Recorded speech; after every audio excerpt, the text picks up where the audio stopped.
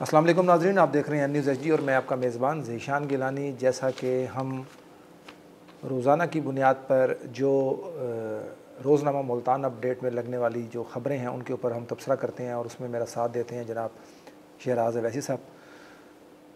नाज़रीन, सबसे पहले मैं अपने नाज़रीन को और तमाम दोस्तों को ये कहना चाहूँगा कि इस वक्त हमारा मुल्क पाकिस्तान जिस कुदरती आफ़ात से गुज़र रहा है, जो इस वक्त सैलाब की सूरत हाल है, खुदारा उसके ऊपर आप सोशल मीडिया पे झूठ चीज़ों को ना देखें, ना ही उनके ऊपर आप अपनी तवज्जो जो है वो मज़कूर करें, क्योंकि यहाँ पर जो लोग उस आफ़ात में आए हैं और वो अपने घर से दर बदर हैं और वो रोडों पर रह रहे हैं, गवर्नमेंट उनको रेस्क्यू कर रही है, मुख्तलिफ़ इदारे जो हैं वो उनको रेस्क्यू करके बाहर लेकर आ रहे हैं। वहीं पर हम लोग जो इस तरह की चीज़ें करने वाले हैं, हम जाकर सोशल मीडिया पे कि यहाँ से ये तबाही हो गई, यहाँ से ये चीज़ होने लगी है, ये चीज़ ऐसे हो गई, तो ये उनके ऊपर एक हमारा अच्छा इंप्रेशन नहीं जाता। हमें एक अच्छे शहरी होने के नाते हम पे ये फ़र्ज़ है कि हम गवर्नमेंट अगर अच्छा काम कर रही है तो हम उसको अप्रिशिएट करें और लोगों को बताएं, लोगों को अवेयरनेस दें, ना कि हम सोशल मीडिया के थ्रू अगर मेरे पास मोबाइल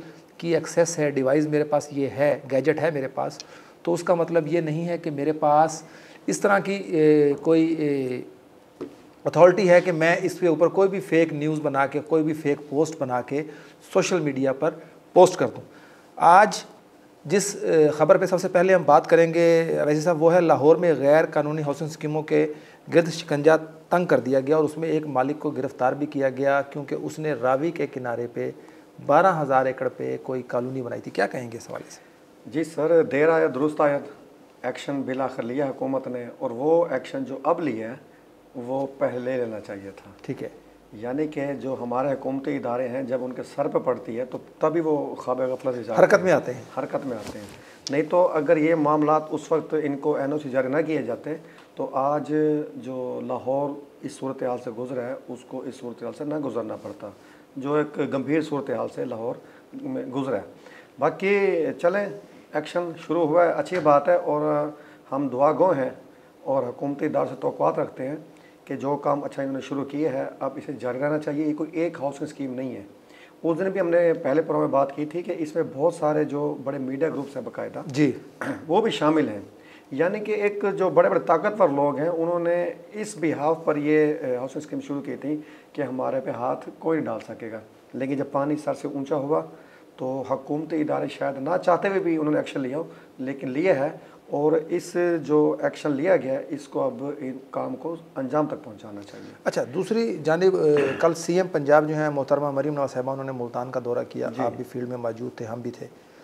सैलाब मुतासर इलाकों का उन्होंने दौरा किया, वहाँ पर अहकामात भी जारी किए, जो वहाँ पर उन्होंने इक़दामात किए हुए थे उनका भी जायज़ा लिया तफसीली। आप भी फील्ड में मौजूद थे, आपने भी कुछ लोगों को रेस्क्यू किया। हुकूमत की कारकर्दगी के हवाले से और सैलाब ज़दगान के हवाले से क्या कहेंगे आप? जी, हुकूमत जैसे हमने यानी कि कल भी वहाँ पे जिक्र हुआ मुख्तलिफ लोगों के साथ कि मुल्तान में सैलाब यकदम नहीं आया। ज़ाहिर बात है इदारों को पता था कि इसे 8 दिन 6 दिन 10 दिन लगने हैं, तो हुकूमत तैयारी कर चुकी थी। आप ये देखें गिलानी साहब, 4.5 लाख से ज़्यादा लोगों को महफूज मकामात तक मुंतकिल किया गया। यानी कि अगर हुकूमत ये इकदाम ना उठाती तो आपके 4 से 4.5 लाख लोग पानी में डूब चुके होते, तंग होते, बेआसरा होते।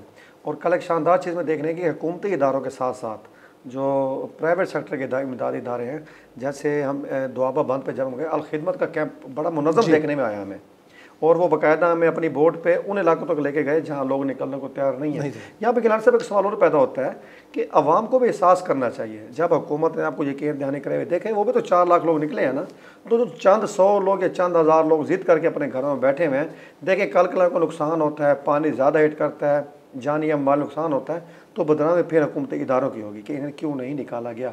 बल्कि आज जो सूरत हाल दरपेश है मुल्तान के जो हेड पंजना हेड शेरशाह है, तो हुकूमती इदारों को हम तो रिक्वेस्ट करेंगे कि जो लोग वहाँ जिद करके बैठे हैं उनको सख्ती करके निकाला जाए। आपने देखा सर, छोटे छोटे बच्चे बैठे थे, पानी बिल्कुल घरों के अंदर 2 फुट दाखिल हुआ था, लेकिन वो चारपाइयों से उतरने को तैयार नहीं थे। कल आप ही जिक्र कर रहे थे कि वैसे साहब यहाँ सिर्फ ये नहीं कि सिक्योरिटी का मसला है, इसके अलावा कीड़े मकोड़े हैं, सांप हैं, जहरीले और तरह के जानवर हैं, उनसे बचाव भी आज ज़रूरी है। ना वहाँ बिजली है, ना पीने का साफ़ पानी है। इमदादी इदारे एक हद तक जा सकते हैं, उससे आगे उनकी भी अप्रोच नहीं है। तो लोगों जब तक हम खुद नहीं चाहेंगे, आने के लिए नहीं चाहेंगे, तो गवर्नमेंट के इदारे कैसे लेकर आ सकते हैं? बिल्कुल। अच्छा, दूसरी जानिब एक और चीज़ भी देखने में आई है, आज की हमारी खबर भी है और हमने ये चीज़ें आंखों से देखी भी हैं फिज़िकली, कि वज़ीर आला की मुल्तान आमद थी, इंतज़ामिया हरकत में आई और हेड मोहम्मद रोड रातों रात मुरम्मत कर दिया गया। वहाँ पर मेडिकल का कैंप लगाया गया CO हेल्थ मुल्तान की जानिब से, और जैसे ही मोहतरमा यहाँ से निकली विज़िट करके, हमने वो भी देखा कि वहाँ से वो जो कैंप है वो इस तरह से गायब हुआ जैसे गधे के सर से सींग गायब होते हैं। क्या कहेंगे इंतज़ाम? सर, ये जो शाहों के वफादार है ना, ये हर दौर में रहे हैं। ये इस CM साहिबा के हम क्या बात करें, हर दौर में जब भी कोई हुक्मरान आता है तो शाहों के वफादार, जिनमें हमारी ब्यूरोक्रेसी बड़ी काबिल ज़िक्र। सर, ब्यूरोक्रेसी की मर्ज़ी के बगैर कैंप ना लगाए जा सकते हैं, ना उखाड़े जा सकते। बिल्कुल ऐसे।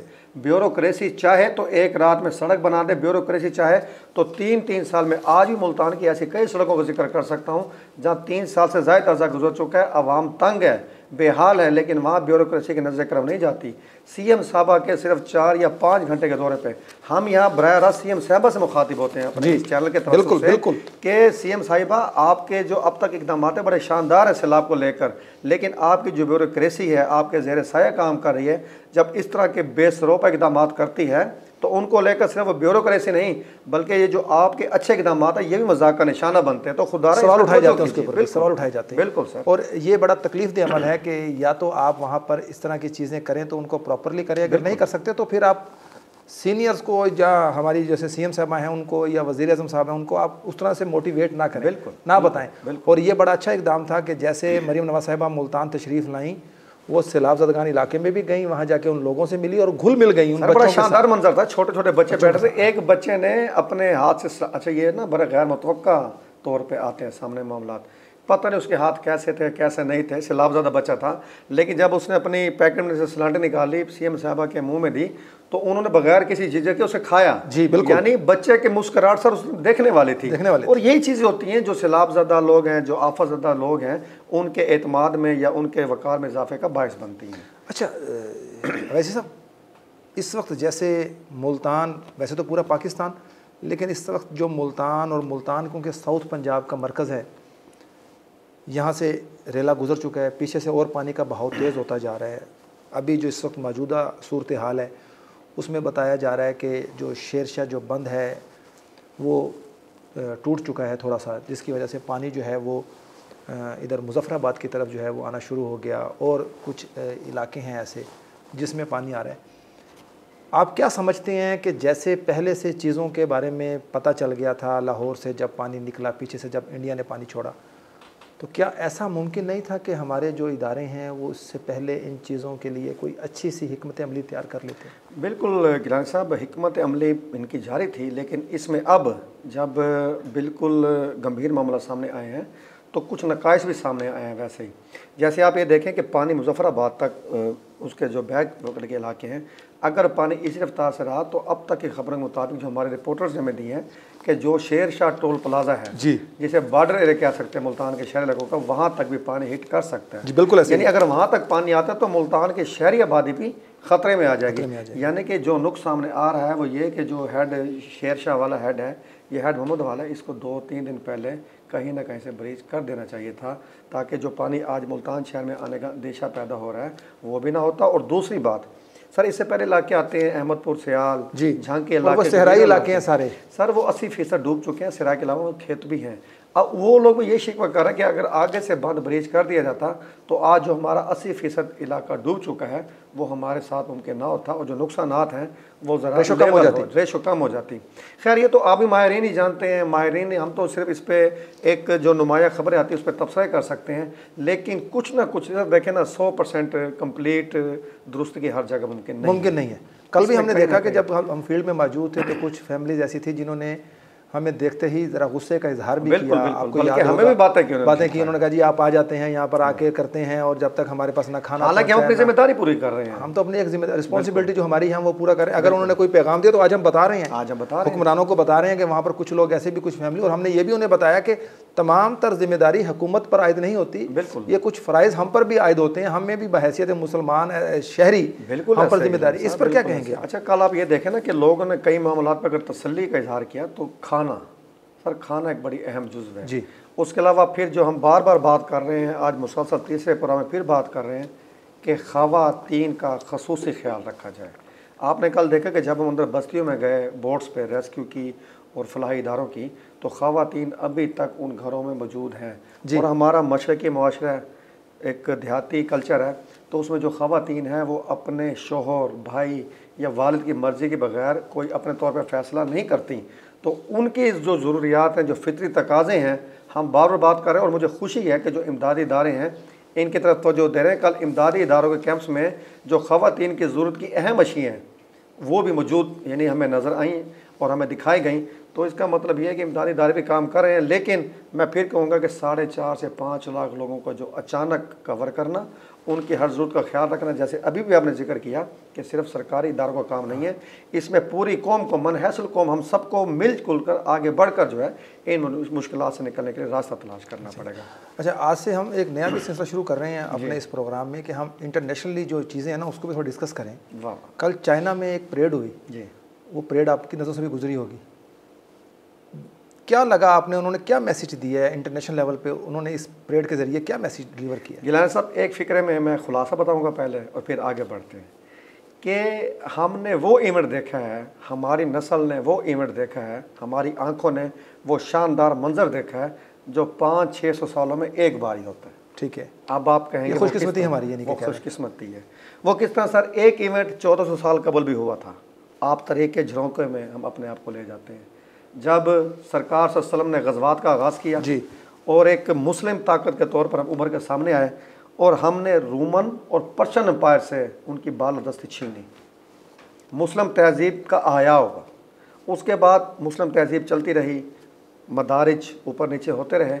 उसके बाद क्या हुआ कि अगले 600-700-800 सालों बाद मगरिब ने अपनी बालादस्ती कायम की। जो मुस्लिम तहज़ीब थी वो पस मंज़र में जाती गई। अब आप ये देख रहे हैं कि पिछले कुछ सालों से या सदियों से, 2-4 सदियों से जो मगरबी तहज़ीब है उसने बालादस्ती की हैसियत इख्तियार कर रखी है। यहाँ तक कि जो आलम में जो दुनिया के आलमी फ़ैसले हैं उसकी मर्ज़ी के बगैर नामुमकिन है। लेकिन कल जो हमने एक शानदार मंज़र देखा, एक शानदार परेड देखी, वो मैं ये कह सकता हूँ कि अब जो आने वाला दौर है वो चाइनीज़ तहज़ीब का है। अच्छा, चाइनीज़ जो तहज़ीब है वो बालादस्ती की जानिब बढ़ रही है। कल उसने दो सुपर ताकतें हैं जो मगरबी तहज़ीब है उनको दिफाई ताकत का इजहार करके ये मैसेज दिया कि आपके हर हमले का तोड़ हमारे पास मौजूद है। अगर आपने ब्लॉक बनाया है तो मेरे साथ भी एटमी ताकतें हैं, मेरे साथ ममालिक। आप ये देखें कल जब अंदर दाखिल होने लगे तो 4 एटमी ताकतों के सरबराह सबसे आगे थे। और हमारे और आपके लिए बाइस फ़ख्र है कि हमारे पाकिस्तान, अजीम पाकिस्तान की नुमाइंदगी भी उन 4 ताकतों में शामिल। हमारे जो प्राइम मिनिस्टर हैं वो सर सिर्फ आप सियासी मुखालफत को अलग कर दें। आप ये देखें कि हमारे पाकिस्तान की नुमाइंदगी हुई, जो दुनिया का सबसे बड़ा इवेंट हुआ कल, उसमें पाकिस्तान बतौर ममलकत एक फ्रंट स्टेट रियासत के तौर पर आगे था। हमारे प्राइम मिनिस्टर साहब को मुकम्मल अहमियत दी गई और एक पैगाम गया कि अगर आइंदा चाइनीज़ तहज़ीब अगर आगे बढ़ेगी तो उसका पाकिस्तान जो है वो भी इस ताकत का अहम तरीन हिस्सा होगा। पाकिस्तान सर, आज से कुछ पहले एक रूहानी शख्सियत है सूफ़ी बरकत अली साहब, उन्होंने एक पेशन गोई की थी कि एक वक्त आएगा कि पाकिस्तान की हाँ में दुनिया की हाँ होगी, पाकिस्तान के नाम में दुनिया की ना होगी। और उस चीज़ पे लोग हंसा करते थे।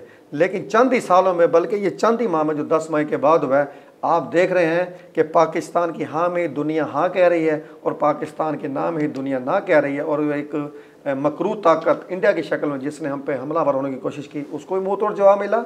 और उसके साथ साथ पूरी दुनिया को मैसेज गया कि पाकिस्तान अपने हमसाया ममालिक के साथ, कल सबसे शानदार चीज़ ईरान जिसको तना करने की कोशिश की जा रही है, उनके जो प्रेसिडेंट सदर पोशकियान वो भी वहाँ मौजूद थे। यानी कि एक शानदार इवेंट। और इसके जो हवाले हैं या के लिए आने वाली नस्लें अपने निसाब में, अपने हवालों में देती रहेंगी। बहुत शुक्रिया नाज़रीन, आज का जो तबसरा था हमारा, हम उम्मीद करेंगे कि आपको पसंद आया होगा और उसमें जो चीज़ें हुकूमत की जानिब से अच्छी कारकर्दगी है हमने वो भी आपको बताई, जहाँ पर आवाम को कोई शिकायत थी हमने वो भी आपके सामने रखी। हम कोशिश करेंगे कि हम अपनी ख़बर का जो भी तज्ज़िया है उसमें एक मुनफरिद पहलू से और पॉजिटिव वे में आपको पहुँचाएँ और बताएँ, और दुआ गो रहेंगे कि आप अल्लाह और आपकी फ़ैमिली को अल्लाह तबारक ताला अपने हिफ्ज़ अमान में रखे। अपना बहुत सारा ख्याल रखिएगा। अगले प्रोग्राम में दोबारा मुलाकात होगी। अपने मेज़बान ज़ीशान गिलानी को इजाज़त दीजिएगा। अल्लाह ने के